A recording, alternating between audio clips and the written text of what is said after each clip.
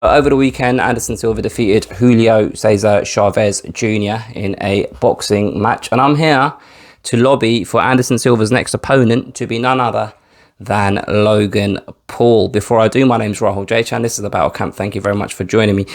Even though I haven't actually said anything yet, please do like this video and subscribe to the channel if you haven't already. So look, man, obviously Anderson Silva fought Cesar Chavez Jr. over the weekend. I don't know why I struggle so much to say his name, because it's quite a straightforward name. It's just my dumb mouth can't compute for some reason, so apologies for that. But yeah, look, the fight happened over the weekend, and I'm not gonna lie, man, it wasn't really something that I was overly interested in. I didn't bother to try and find out how I can potentially watch the fight. But when I woke up on Sunday morning, I was pleasantly surprised to see Anderson Silva had won the fight. Now, I know Chavez Jr. came in overweight. He missed weight prior to the fight. And the fight itself, by all accounts, it was quite a close fight. And Anderson Silva was a deserving winner. First and foremost, I just want to say how happy I am for Anderson Silva. If you're familiar with the channel, if you watched my videos before, you'll know that I'm a massive fan of Anderson Silva. And I spent 5 or 10 minutes trying to explain to people how much I respect and like, and how much of a fan of Anderson Silva's I am, in a video I made when he had his last fight for the UFC. I was a little bit upset how he went out of the organization, and I felt like he deserved more of a goodbye from the UFC. Really, I felt like he deserved more praise for what he's done in the sport. I felt like he deserved a bon voyage fit for the legend that he is, and I didn't feel like he got that. Boxing is a sport that he's always shown interest in. He was talking about boxing Roy Jones Jr. At the height of his success in the UFC, whilst he was the middleweight champion, a guy that kept defending that title against all comers, and a lot of the time coming away with an emphatic victory. So for him to finally get the opportunity to box again with someone, I wouldn't necessarily class Chavez Jr. as a legend, but someone that carries that legendary name and a personality within the sport of boxing, someone that has notoriety, someone that has won a world championship, and someone that has operated at the highest level. He's fought Canelo in the past, and he's had fights with top level boxers, right? So for him to go in there with someone of that ilk and win that fight, I'm just happy. I am just happy for Anderson Silva. Like that song Pharrell made all those years ago. I'm happy. I clapped my hands. But now we've come to a place where Anderson Silva, his stock seems to be the highest it's been in years, since he was the champion of the middleweight division in the UFC. And what a way for this kind of adulation to come in an exhibition boxing match with a boxer that evidently wasn't that good. And that's not taking anything away from Anderson Silva, because obviously Anderson Silva, his primary sport is not boxing. And as we've seen in these exhibition bouts over the last year, 6 months, or however long it's been, MMA and boxing are two distinctly different sports. So what he achieved on Saturday night, you can't take away from him, and it's a big deal, and he should be proud of himself. But now is the time to capitalize on it. And for me, it makes perfect sense for Anderson Silva to fight a Logan Paul. Personally, I think the better opponent for Anderson Silva would be Jake Paul, but obviously we know Jake Paul is already booked in to a fight with Tyrone Woodley. So Logan Paul's available. Logan Paul's coming off, obviously, that whatever that was with Floyd Mayweather, again, something that I didn't really watch and I didn't really pay a lot of attention to. But this would, and it sounds funny me saying it, because obviously Floyd Mayweather is Floyd Mayweather, and he's done what he's done in the sport of boxing. But I feel like this would be more of a fight and less of a show in comparison to what happened between Logan Paul and Floyd Mayweather. Now, Logan Paul to some, comes away from that performance with a lot of credit for surviving the 8 rounds or whatever it was that he fought Floyd Mayweather over, and he didn't get himself knocked out. Anderson Silva is a guy that is obviously a lot bigger than Floyd Mayweather, and he's an MMA fighter that is a much more accomplished striker with his hands in comparison to other ex-MMA fighters that have tried their hand with these exhibition fights. When I say fighters, I can only right now think off the top of my head one fighter that can't really punch, and that's obviously Ben Askren, who got embarrassed by Jake Paul, let's be honest.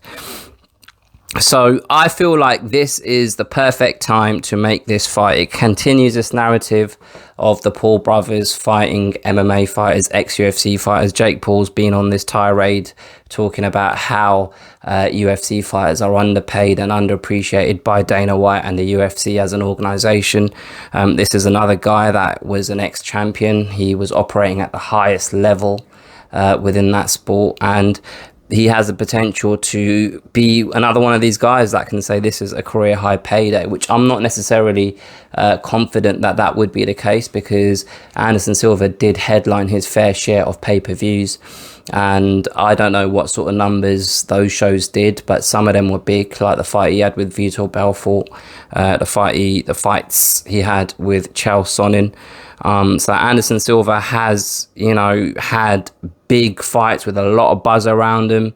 I'm hoping he got paid well for them. I'm hoping he got a percentage of the pay-per-view and all of that stuff. So this might not be a career high payday as other MMA fighters have come out and talked about since leaving the UFC. But who cares? It doesn't have to be a career high payday. It just can be a very good payday. And in terms of the fight itself, like I said earlier, it continues this narrative of MMA fighters getting in there with a Paul brother who's just a silly YouTuber.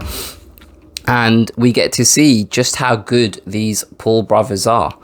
Like I said, Logan Paul right now kind of makes more sense given the fact that Jake Paul's already booked into a fight. But should Anderson Silva beat Logan Paul, because in my opinion, and it's based off of mostly what other people have said, because I haven't really watched these two fight, enough to form an opinion about who's the better brother. But, it seems as though Jake Paul's the better boxer out of them. So if he is to beat Logan Paul and is a ready-made opponent for Jake Paul, should he beat Tyron Woodley? But obviously that's a lot of swings and a lot of roundabouts, and a lot of stuff can happen in the middle of all of that. But it continually builds the narrative, it continually builds the story, and it's definitely something that I personally would be interested in watching. Like I say, I'm a massive fan of Anderson Silva, and he just seemed so happy after that fight with Chavez Jr.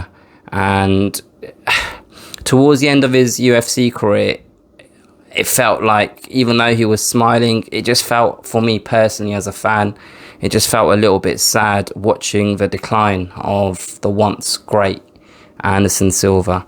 And he still has something to give. He still wants to continue fighting. So why not have these fun matchups where he can continue to do what he loves, continue to put on a show, continue to put himself in front of the people, because it seems as though that's another thing that he loves doing.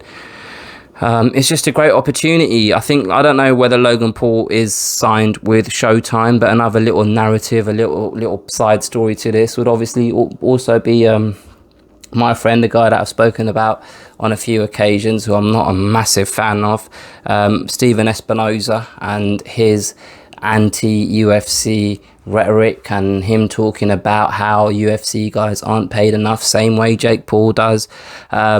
It kind of, that's another kind of thread in the beautiful quilt that we'd be able to put together when promoting a fight between Logan Paul and Anderson Silva. I feel like re-recording this video just for that last sentence I just said about a thread and a quilt, because that was shit, innit? Let's be fair. But I'm a one-take wonder guy, 9 minutes in, and this is just one take. I don't re-record stuff. So you have to put up with the bullshit, take the rough with the smooth. But yeah, that's what I want to see next. And I feel like there's a few people that follow MMA that would like to see this, because Anderson Silva's got hands. He's always had them. And I'm not saying that he's a top level boxer. I'm not saying that you can go in there with a top level boxer now and give him problems. But he's got enough skills to have a competitive fight with a Paul brother, someone that's, or one of the Paul brothers, and we know they've both been focusing on boxing and learning the craft and really kind of trying to better themselves as boxers over the last couple of years. But yeah, I feel like I'm losing a little bit of self-respect talking about the Paul brothers as often as I do. It's receding, just like my hairline. Look at that. I mean, the trim's sharp, but I mean, 3 years ago, this wasn't like that. My hairline's back here, fam. It used to be around here. Getting old, isn't it? But yeah, those are my thoughts about Anderson Silva, his win over Julio Cesar Chavez Jr. I have to read it. Like, I know his name, but if I just try and say it from memory, I fuck it up. But if I just read it, I'm all right, you know? But I reckon he should fight Logan Paul next. Let me know what you guys think. Put your comments below. Don't be scared to hit the like button. Share this video with a friend. Let's get more subs. I need more subscribers. So subscribe to the channel if you haven't already. Yeah, I'll catch you guys next time.